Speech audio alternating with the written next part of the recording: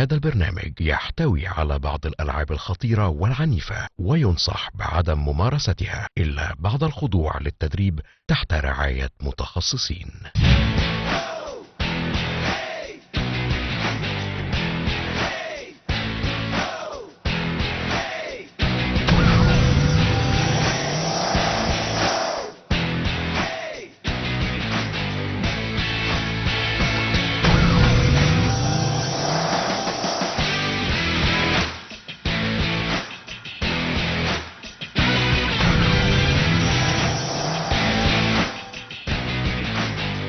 اهلا بكم مشاهدين سبوت اون سبورت في كل مكان. النهارده احنا في سهل حشيش في الغردقه. النهارده هننقل لكم حدث حصري. حدث النهارده هو بطوله الجمهوريه للفروسيه.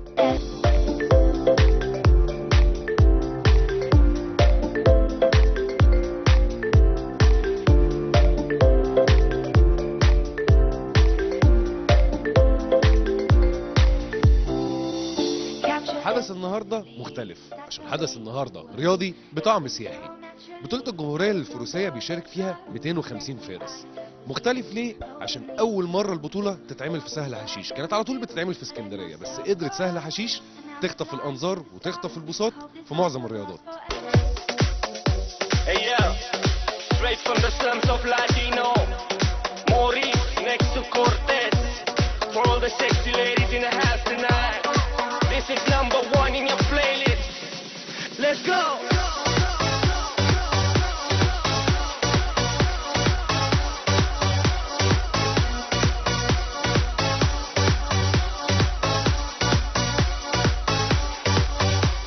البطولة هتقام على مدار 3 أيام، هيشارك فيها أعمار مختلفة من تحت وفوق ال16. البطولة هيكون فيها موانع وحواجز برضه بأطوال مختلفة.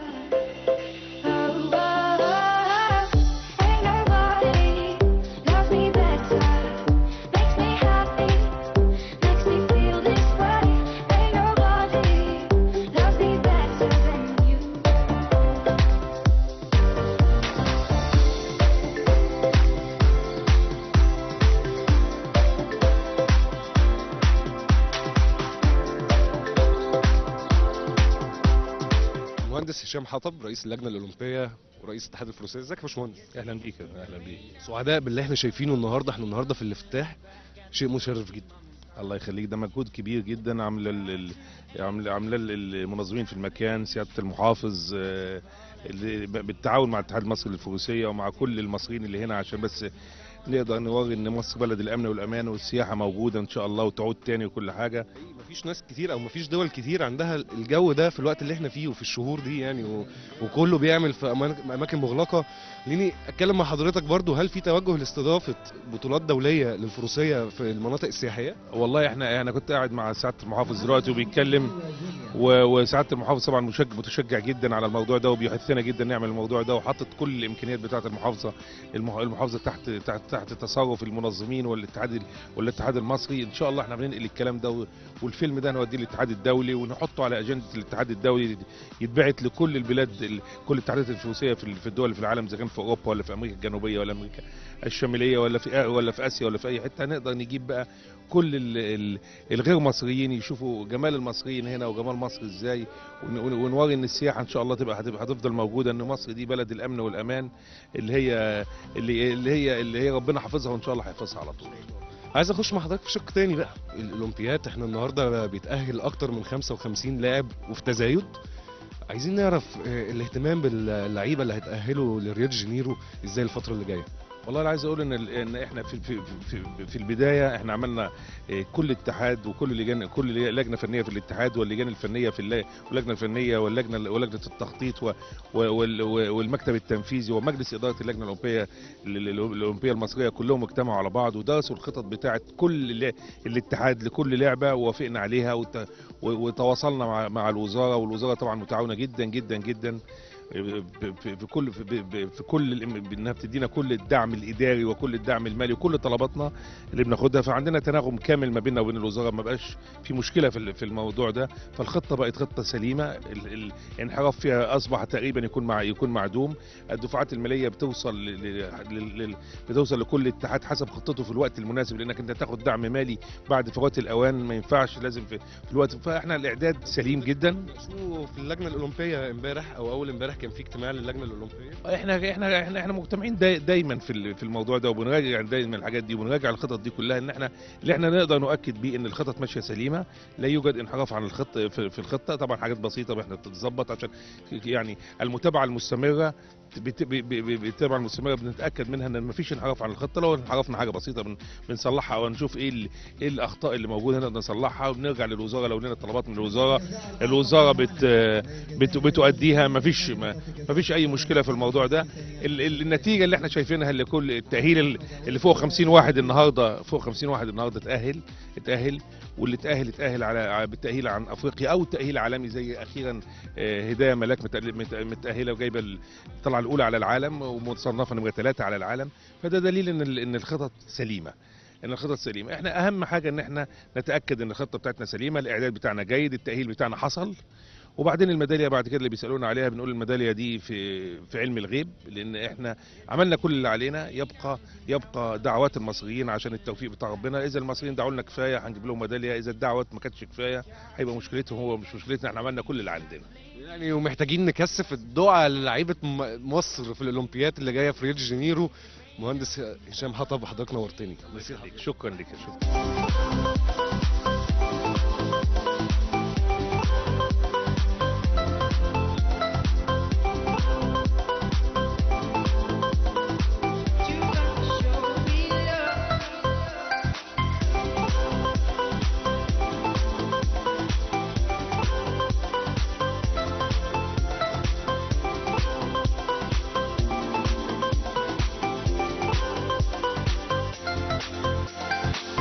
سياده اللواء اركان حرب احمد عبد الله، محافظ البحر الاحمر، برحب بحضرتك يا فندم. اهلا بيك. ده انا اللي برحب بيكم هنا في البحر الاحمر وفي مدينه الغردقه، وكل سنه وانتم طيبين. طيب يا فندم، النهارده احنا بنحضر بطوله الجمهوريه الفروسيه في سهل حشيش، وده مش الحدث الاول الرياضي يمكن اللي بيحصل في سهل حشيش، هو في مجموعه متتاليه من الاحداث الرياضيه. انا لسه دلوقتي كنت بفتتح بطوله العالم للبلياردو، وجيت منها على افتتاح هذا الحدث الرياضي المهم، وده بقول ان ده باكوره لينا ان شاء الله. يعني هو طبعا البطوله هي بطوله مصريه، مشترك فيها حوالي 250 فارس. نقاشي مع السيد رئيس الاتحاد واعضاء الانديه ان احنا بنخطط بقى ان احنا نعمل البطوله العربيه والبطوله العالميه، لان انتوا شايفين الجو عندنا عامل ازاي، وما اعتقدش في مكان في العالم ان تقام فيه بطولة للفروسية في مكان مفتوح في هذا التوقيت من العام. شهر ديسمبر اعتقد يعني ما فيش بطولة بتقام في مناطق مفتوحة في العالم. احنا دلوقتي تباحثنا وان شاء الله هنبدأ فعلا التنفيذ لإقامة بطولة العالم للفروسية عندنا هنا في سهل حشيش، ويبقى محطوطة على الأجندة. بالمناسبة دي هتبقى محور رئيسي من محاور تنشيط السياحة.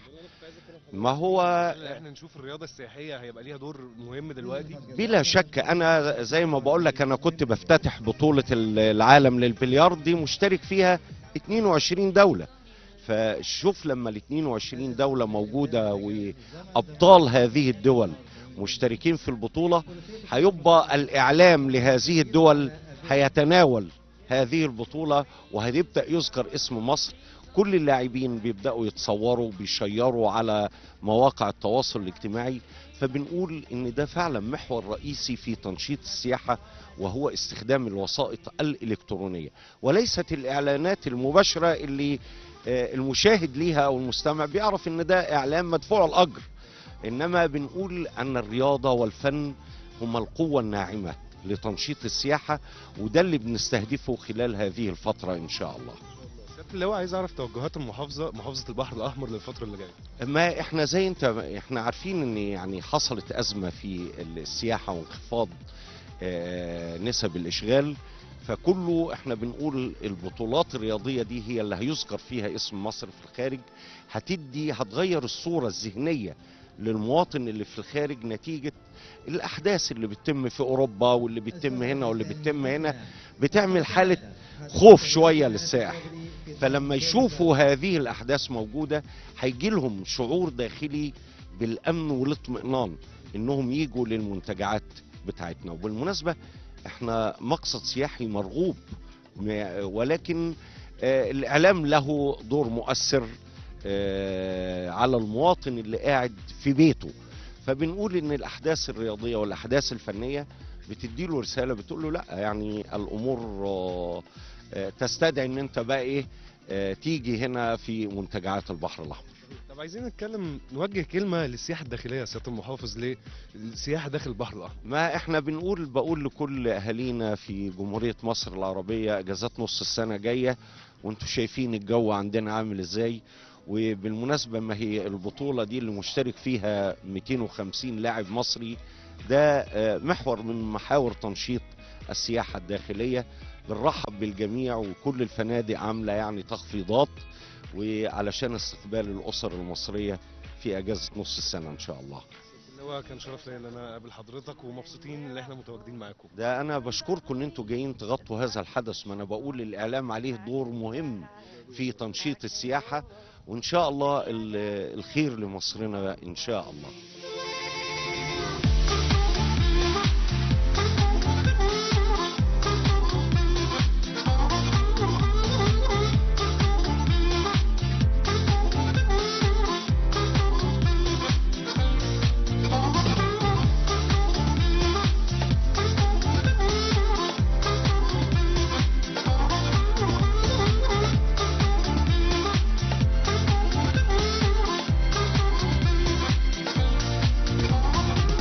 احب ارحب بمستر محمد كامل، العضو المنتدب للشركه المصريه السياحيه. برحب بحضرتك. اهلا بحضرتك يا فندم. يا مستر محمد، النهارده احنا في سهل حشيش، ايفنت هايل جدا للفروسيه، كلمني عنه شويه. احنا كمنتجع سهل حشيش نفسنا ان احنا نشوف الشباب اللي جاي، اللي هو دلوقتي الرياضه بقت حاجه مهمه جدا في حياته، وبالتالي الجيل اللي احنا عايشين فيه الرياضه بقت خلاص جزء لا يتجزأ من الحياه. فنفسنا ان منتجع سهل حشيش ده يبقى بيشوف اكبر عدد من البطولات الرياضيه على مستوى الجمهوريه. كان يعني كمثل بسيط، الاسبوع اللي فات كان في اكبر سباق للترايثلون حصل في مصر، 400 متسابق، حاجه طبعا جميله على مدار 3 ايام، يعني كان ناجح جدا. النهارده قدرنا ان احنا مع الاتحاد المصري للفروسيه ان احنا نجتذب يعني نهائيات بطوله الجمهوريه للفروسيه في 250 فارس داخلين البطولة دي، حاجة طبعا ما كناش نتصورها ابدا يعني على البحر الاحمر، ونفسنا انها تكمل، وباذن الله ربنا هيكرمنا هتبقى حاجة سنوية في الفروسية برضو. يعني هي فعلا زي ما حضرتك قلت سهل حشيش هي بقت عنوان للرياضة السياحية دلوقتي، يعني كذا ايفنت بيحصلوا ورا بعض.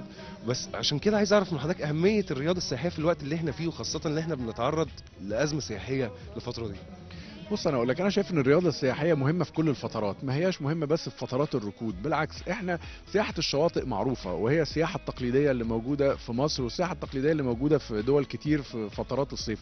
انما احنا واقفين انا وانت في شهر ديسمبر بالشمس دي بالجو ده، انت لابس تي شيرت يعني جو ما يتكررش في اي حته، فين في اوروبا، فين في البحر المتوسط كله تقدر تاخد الجو ده بالشمس دي.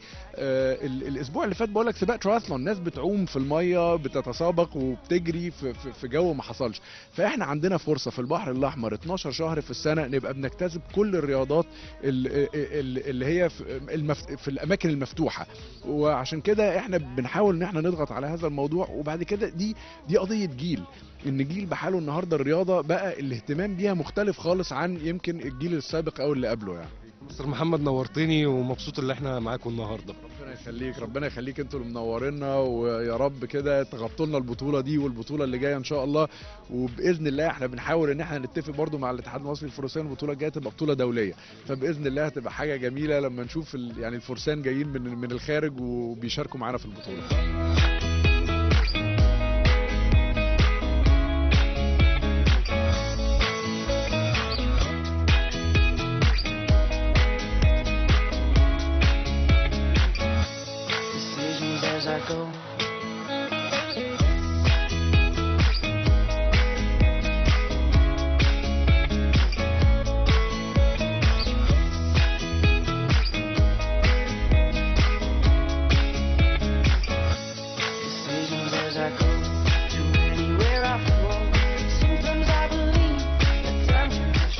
لسه مكملين معاكم في بطولة الجمهورية للفروسية من سهل حشيش، وبنتعرف على المشاركين النهارده في البطولة. تعرف عليك؟ كارين سوريالي. تعرف عليك؟ عيشة جوهر. كارين، قولي لي، أول مرة بتخشي بطولة ولا دخلتي بطولات قبل كده؟ لا دخلت بطولات قبل كده. احكي لي، دخلتي بطولات إيه؟ دخلت بطولات جمهورية ودولية بس، هما كده يعني. بس حاسة إيه الفرق المرة دي؟